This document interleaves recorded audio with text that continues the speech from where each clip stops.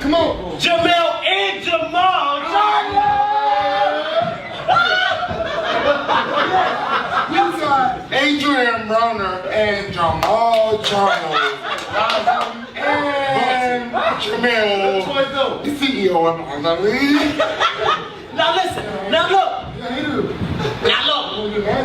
Fuck everybody that's recording right now.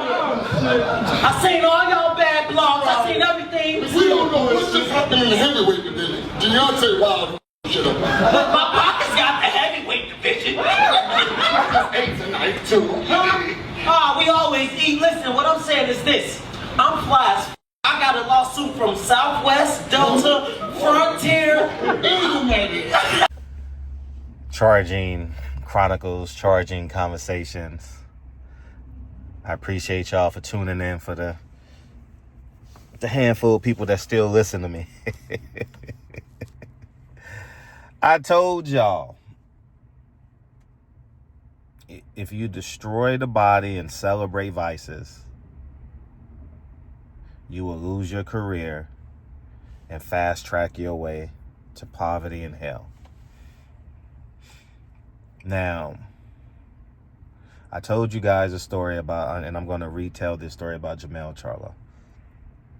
I interviewed Jamel Charlo one time in Vegas, and he was under,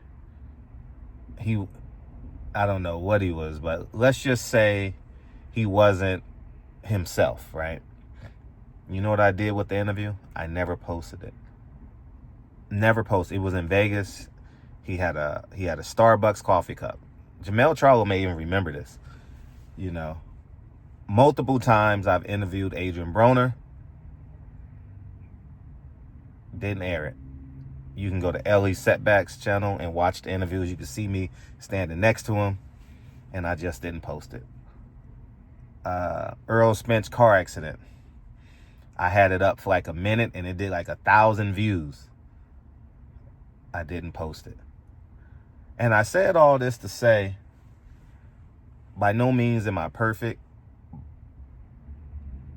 but when you willfully want the best for people,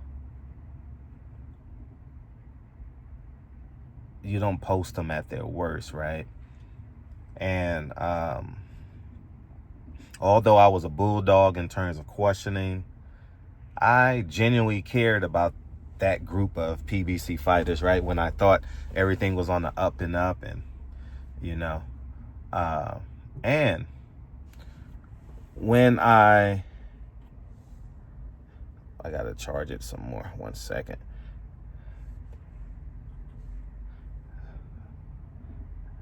It stopped at 80%. I gotta charge it to 90%. And you know, I forgot where I was, but when it was on the up and up, you know. Oh, I willfully gave information. I remember everyone talked to me about property. Every fighter knew I was wealthy. It wasn't no secret, because Sam Watson was a great friend of mine. And I know they probably cross-checked, hey, does Fred got property? Yeah, Fred make millions. Like, you get what I'm saying? Sam done been to my property. Sam done been with me when I had 20 checks, or I had to go, hey, Sam, I got to go because I got to go paint, or I got to go do this. Or many times on Monday night, we play softball. I got paint on my hoodie. I'm coming from unclogging the drain. I had to go let someone who forgot their keys, I had to go unlock their door. Little subtle things, you know, especially when I lived in LA, I could do all of that because I'm always within 10 minutes of my properties, 15 minutes of my properties, right? And so I know they cross-checked, and he basically confirmed Fred is who he say he is, you know? And I said all that to say I willfully gave the information. I never celebrated my vices. I never went on here and I didn't think it was cool. There's a level of shame and embarrassment I have with my vices. It is. And I hide them, you know? So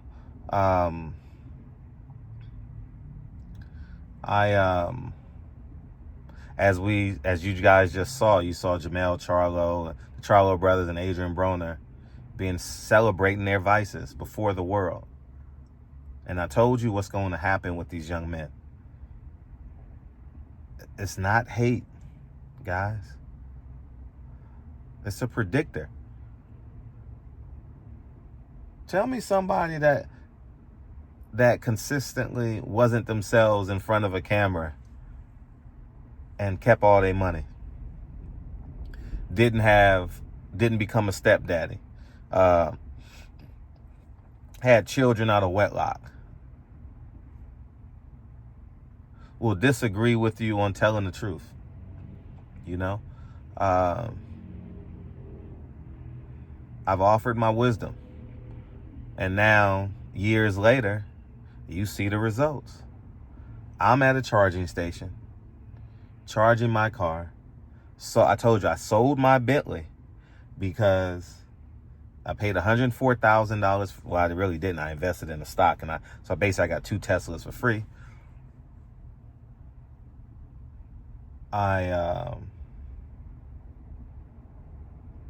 Because I knew if I'm not spending $100 in gas every time I go to the gas station and driving a Bentley in LA, there's a lot of unsavory people at the gas station, whether you get gas in Beverly Hills or whether you get gas in South Central LA. And I never got gas in South Central LA when I had a Bentley, you know. So I got a Tesla. And I knew it would save me money and protect my family. And that's what I did. And I'm saying all this about little decisions, little micro decisions. 1 million micro decisions doesn't get the fame, and it doesn't get the headlines. It don't get 1 million views on YouTube. You know what does? Adrian Broner and the Charlo brothers allegedly drunk at a self-made press conference.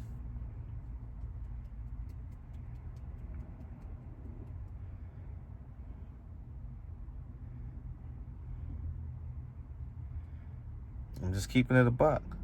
I wish these young men well. Like I told you, history will prove me to be a sensei. History will prove me to be one of the greatest men in boxing. Not now. Not now. I'm a coon. I'm a cracker. I'm an Uncle Tom. I'm always hating on black people.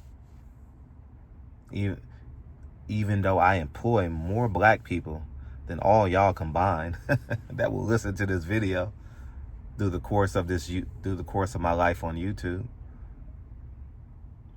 But I want you guys to understand, stop celebrating vices, man. And fight your vices. Everyone has vices, man, because we're human, we're flawed, you know. I wish you well on your journey.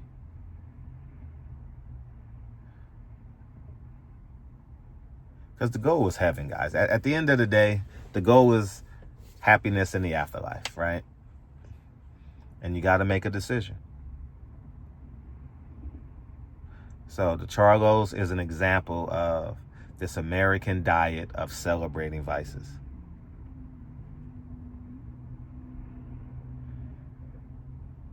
And you know, when they fail, the fans leave. They laugh at you. They make YouTube videos. They make you a meme. Yeah. That's what they do. They make you memes, man. You become a meme. You went from a mentor, an idol, to a meme. Yep.